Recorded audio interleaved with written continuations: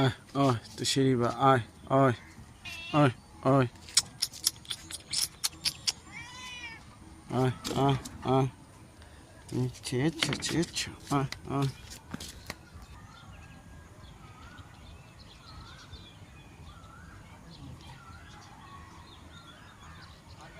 বিড়াল যখন একটা বড় কাক ধরতে মানে কাক ধরার জন্য বসে থাকে, দেখি সে শেষ পর্যন্ত তার চেষ্টা তো সফল হবে না জানা জিনিস, বাট সে কী করে সেটা একটু দেখার ট্রাই করি আমরা।